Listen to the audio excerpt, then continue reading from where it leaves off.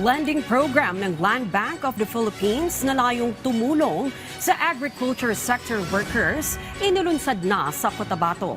At hindi lang mga magsasaka at mga mangingisda ang makikinabang dyan, kundi bagong agri-graduates ng isang universidad. Kung ano yan, silipin sa sentro ng balita ni Janessa Felix. Mahigit 1,400 na mga magsasaka, mangingisda, MSMEs at USM graduates ang nakilahok sa rollout ng Agrisenso Plus Lending Program ng Land Bank sa Kabakan, Cotabato. Layunin nito na makalikha ng economic opportunity sa mga probinsya sa Mindanao na nangunguna sa food production.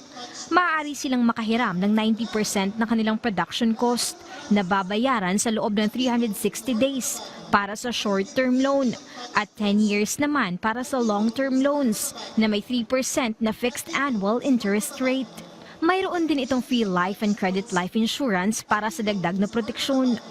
Upang makapag-avail ng nasabing pautang mula sa Land Bank, kailangang enrolled sa Registry System for Basic Sectors in Agriculture or RSBPA o kaya naman sa Fisheries Resources Management Act o FISRA ang negosyo ng mga magsasaka at mangingisda.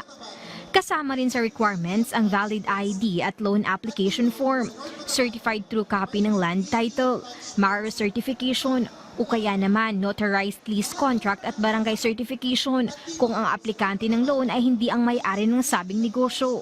Kinakailangan rin ang proof of attendance sa Land Bank Loan Orientation o Financial Literacy Seminar. The programs being implemented under this is we can cater all types of clients from small farmers up to the corporate clients of Land Bank, especially those mga anchor firms. Now, kaya siya tinawag na Agrisenso Plus Lending Program. It's because meron siyang specific na feature especially for our small farmers. Ikinatuwa ng 57 years old na si Rex, na 30 taon nang nagsasaka sa sarili nitong 2 ektaryang palayan sa Carmen, Cotabato. Ito ang pangunahing kabuhayan ng kanilang pamilya na sinimulan pa ng kanyang mga magulang. Hindi anya madali ang ganitong uri ng negosyo dahil na rin sa mataas na gasto sa produksyon, kung saan kinakailangan pa nilang mangutang sa mga lending company na may halos 20% tubo.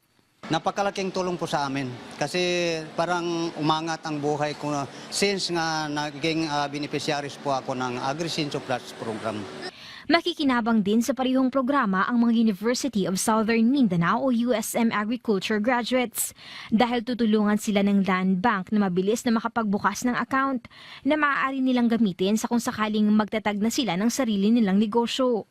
Kaya ang graduating student na si Louis J. na kumuha ng BS Agricultural Economics sa USM, may maliit na sakahan ng kanyang mga magulang. Kaya pagkatapos niyang magtapos ay balak niyang tumulong sa negosyo ng kanyang pamilya. Family ko kasi, yung background nila is more on farms. So I want it to expand it in the near future.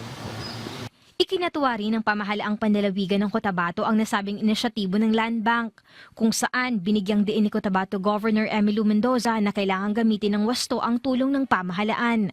Land Bank for recognizing the importance of bringing programs to our agricultural communities.